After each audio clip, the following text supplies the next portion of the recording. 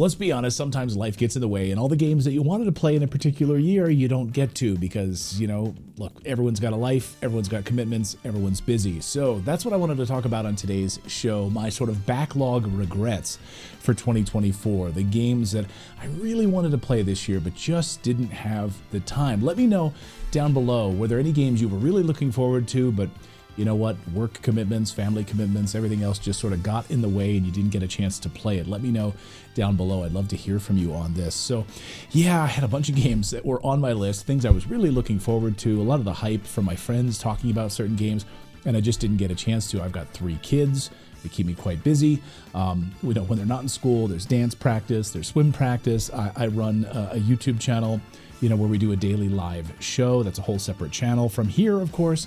So I've got a full-time job, and I also have a wife. And I don't know about you, but, you know, making sure you got to take care of your wife, you know, that's all very, very important as well. So yes, a lot of things to do, and also stay healthy, right? Go to the gym, like work out, live a balanced life. And so being able to play 10 hours of video games every day is not gonna cut it, right? Never gonna happen. So all right, let's go through the list here. These are some of the games that I really wish I could have played this year. And I want to start off with one that I still have a lot of regrets for. Over the past few years, I didn't get a chance to play when it first came out, and that is Elden Ring. The Elden Ring. And then, of course, this year they launched the new DLC, which is now like being, you know, up for Game of the Year, where regardless of how you feel about DLCs being listed as Game of the Year, I don't care, but it doesn't really matter. Now it's like 2 games that I've missed. I started playing Elden Ring a few years ago, and then had some life issues in the way that I couldn't play it on the TV that I wanted to, and long story short, we were moving and just a pain in the butt. So I never got a chance to play Elden Ring fully. I played about an hour of it. And so now that the DLC came out, I said, oh my gosh, I've got to find the time to just sit down for like 2 months, not play any other games, and just commit to playing Elden Ring, because it's right up my alley. It's my type of game. And then, of course, Shadow of the Erdtree, the big DLC, looks absolutely amazing. So at some point, I don't know, maybe when I retire, I'll be able to sit down and play Elden Ring and just give it the love that it deserves in my life, because I'm a huge FromSoft fan, and, you know, Armored Core, fantastic, Fires of Rubicon. So I really have endeared to the FromSoft company, and I would love to give that a shot. Greetings, traveler from beyond the fog. How many of you have played Elden Ring? What are your thoughts about it?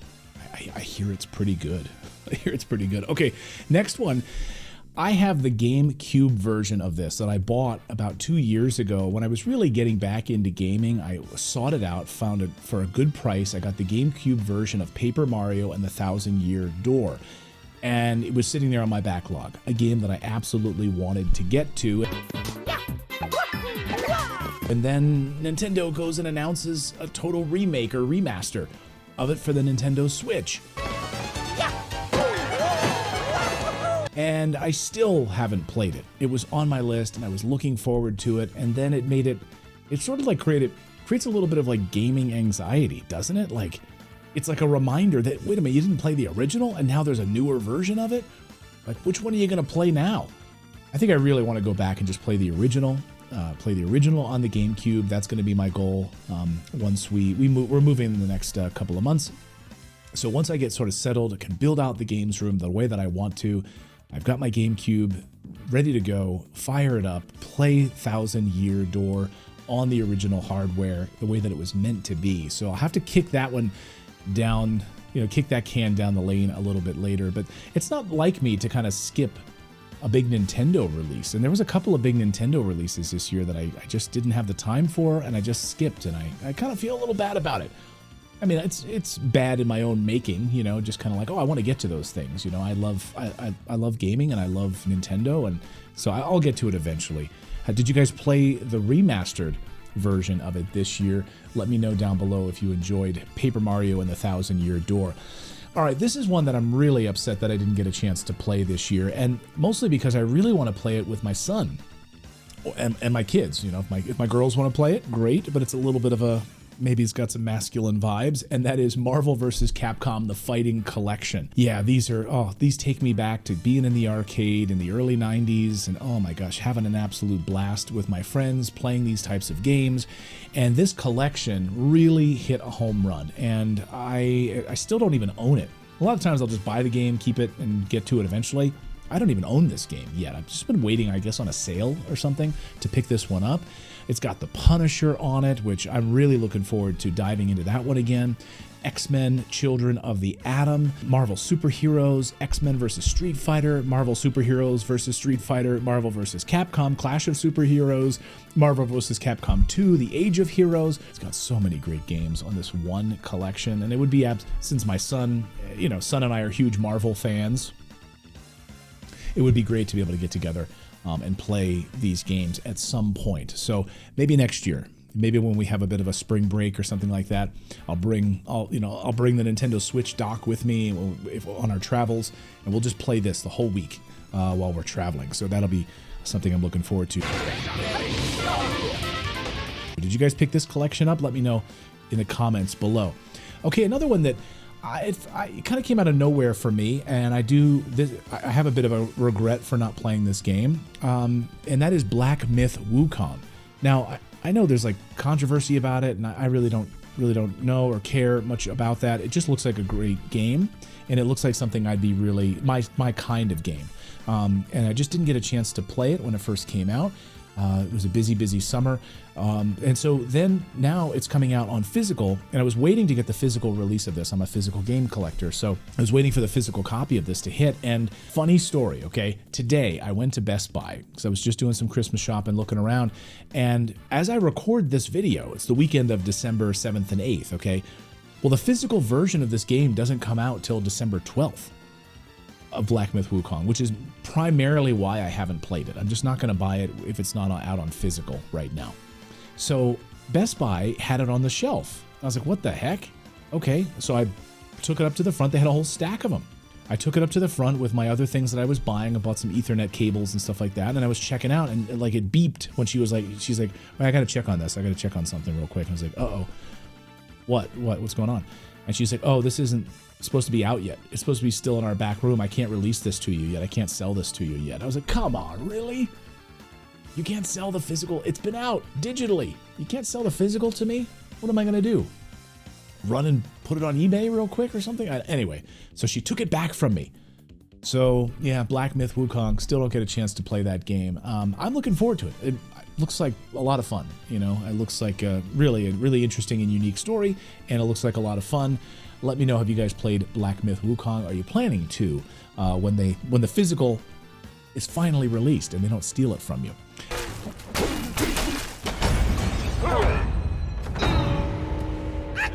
Okay, next on my list, I bought this one. I was really looking forward to this one. It's probably one of the games I've been looking forward to the most, and that is Metaphor ReFantazio. So yes, I do own the physical copy right here, and I just haven't had the time. This is one of those games I know from my friends who are playing it that are over 100 hours into this thing.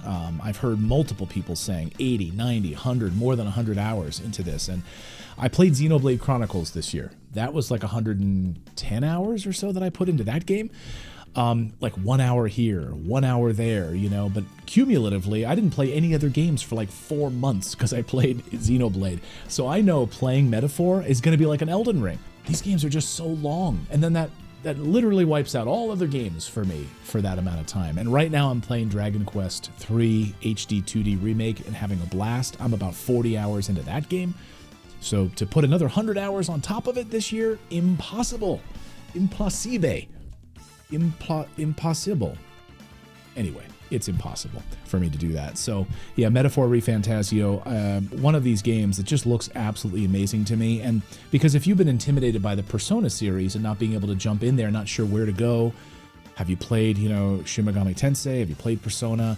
This is an entirely new IP. It allows you to kind of jump in feet first and enjoy it, head first, really, and enjoy an entirely new intellectual property. Yeah, I'm excited to get to it eventually. We can't get sloppy. Let the battle begin. Another game that came out of nowhere for me, but I did buy it on Steam because there's no physical release of this game just yet. So that's when I'll buy the digitals if there really is no plans, no dates, no announcements for a physical release. Then I'll buy it digitally, just kind of how I roll if I really want to play it. So I did buy UFO 50. This looks Again, right up my alley. The idea, of course, the conceit of this is that it's like takes place in the 1980s. There's, I think UFO Soft is the name of a software company. And apparently these games, I guess, I don't know, the full story of these games never got released. It's the idea, right? It's the story behind it. So there's 50 individual games in the one game. So they're all part of it, but they're all different. You even got like an RPG in there. You've got a platformer in there. You've got all sorts of different games, and it just looks amazing. A real throwback to, you know, that classic NES style of gameplay that I love. I bought it.